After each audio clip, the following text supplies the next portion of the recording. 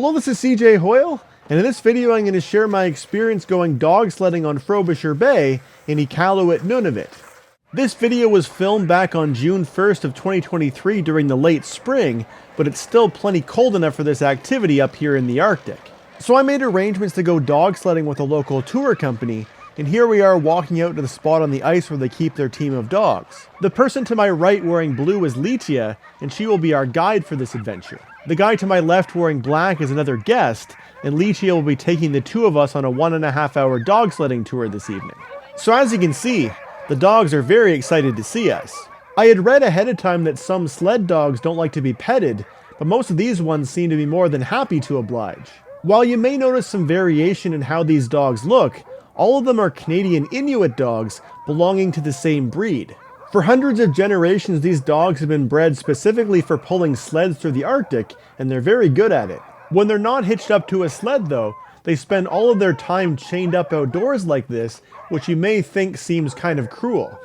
But it's important to remember that sled dogs are neither pets nor wild animals, and instead are considered working animals. This is exactly the way of life that these dogs and their ancestors have always known, and with their very thick warm fur, they're much more comfortable outdoors than they would be if you brought them inside.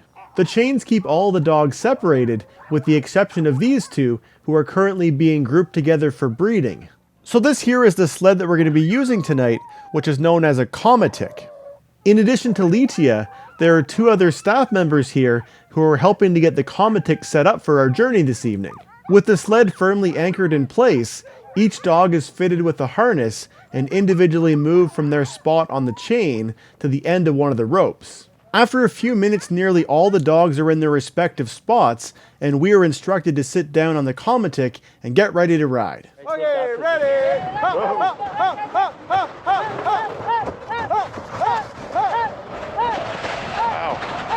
I was quite amazed at how quickly the dogs accelerated, and from my GPS I can see that we're currently going about 30 kilometers per hour. But apparently that speed proved to be too fast for two of the dogs, who began to lag behind the rest of the team. Unfortunately, this caused a problem because their ropes got caught up in the skis of the Comatic, trapping those two dogs to run beside us. Thankfully, Litia was able to work swiftly to help this dog by unfastening the rope, untangling it from the ski, and reattaching it to the harness. The other dog was caught in a much worse spot at the back of the sled, so she just ended up taking off the tangled harness and letting her run free. This dog's name is Sela, which means weather, and within a short amount of time she instinctively rejoined the rest of the team despite the lack of harness.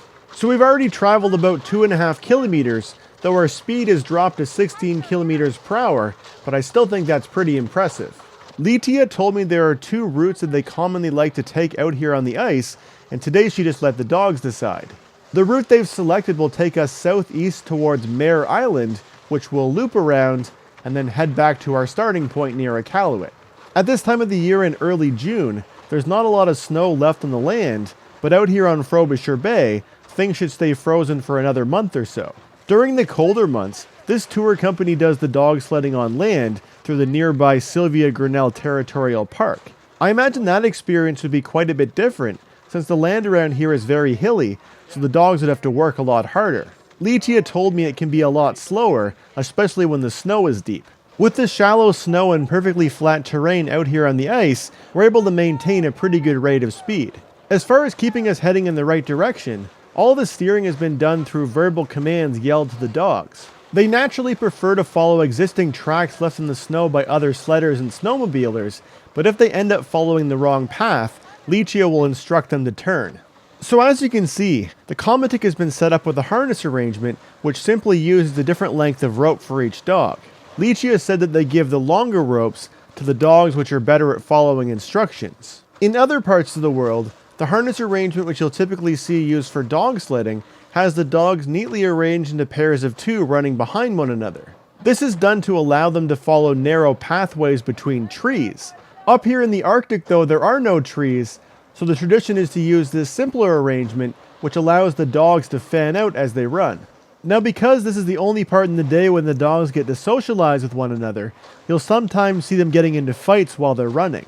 I've also noticed that they aren't at all shy about relieving themselves while on the run. So we've now traveled about 7 kilometers, and the land you can see over on our left is Mair Island, which means we're getting pretty close to our turnaround point. This means we'll need to leave the path that we're currently following and begin making a left turn, which Litia is now instructing the dogs to do. You can also see her using her foot here to help steer the Comitic.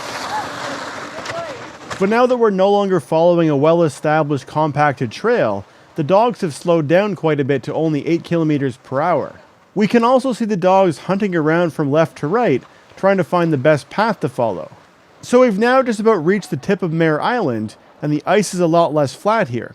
Because of the way that sea ice forms, it's normal for the surface to be hilly like this near the shoreline. While coming over one of these bumps though, a couple of the ropes got snagged on a piece of ice, causing us to come to a complete stop, and some of the dogs started to get into a fight. But after getting the ropes unstuck, we were soon back on our way again, despite the hilly terrain on this part of the ice. So as we start making our way back towards Iqaluit, the time is now about 7:20 p.m. At this time of the year, the days are really long up here in the Arctic, so we don't need to worry about it getting dark before we get back. Sunset this evening will not be until 10:30 p.m., but because we're so far north, dusk will never actually come tonight, and the sky will remain partially bright all night long. In contrast, if you visit Iqaluit on the shortest days of the year in December, the sun only stays up for about 4 hours and 20 minutes. So we're currently heading in the northwest direction, which also happens to be the direction that the wind is coming from tonight. It's currently only about -2 degrees Celsius, but the second half of the journey feels noticeably colder because of the wind, and I've just switched to my warmer pair of gloves. But despite fighting this headwind, the dogs have managed to increase our speed back up to about 12 kilometers per hour. The Comitic we're riding on has lots of space for carrying passengers, including a spot at the very back where someone can stand. Having sat for the entire journey so far, I decided I would give standing a try. It's neat getting a different perspective from up here.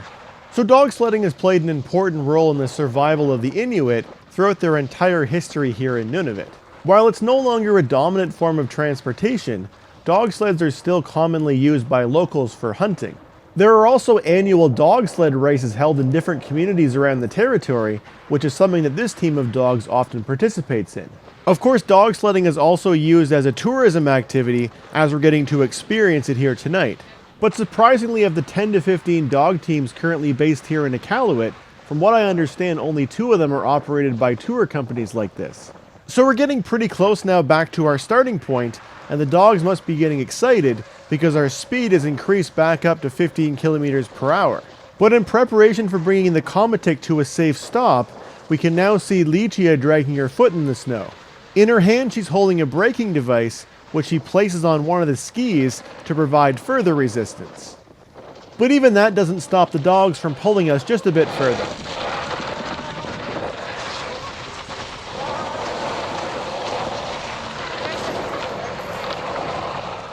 Out of curiosity, I created this chart, which shows our average speed throughout this evening's journey. It clearly shows that while we started off strong, and also ended pretty strong, for most of our 18-kilometer outing, the dogs averaged around 10 kilometers per hour. So while we were out on our adventure, the other 2 people from the tour company were busy back here, repositioning the dogs' chains. Over time, the spots where the dogs lay down gradually start to melt, so the chains are moved around to give them each a fresh patch of snow. The chains are anchored in place by drilling holes in the ice, which go all the way down until you hit seawater. As you can see, the ice is still about 5 feet thick here, even in early June. So after all the dogs have been moved to their new spots on the ice, the final part of the tour is to help feed them their dinners. Traditionally, sled dogs are fed raw meat, which is something that these dogs are given when it's available. But on the menu this evening is a special variety of dog food, which apparently all sled dog teams up here prefer. It's made by a company called Iqaluit, and they claim this particular formula is the highest energy dog food on the market. Each dog is given a large bowl of kibble, which just gets dumped and left for them to enjoy on the snow. The dogs, however, are not given any sort of water dish because of course it would just freeze. Instead, they get all their hydration just from eating snow. But with that, my dog sledding experience is now drawn to a close. I thoroughly enjoyed my evening, and if you ever get to visit Nunavut, I would definitely recommend going on a dog sledding tour. Thank you to Lichia and the Cool Runnings Tour Company for this awesome adventure, and thanks for watching.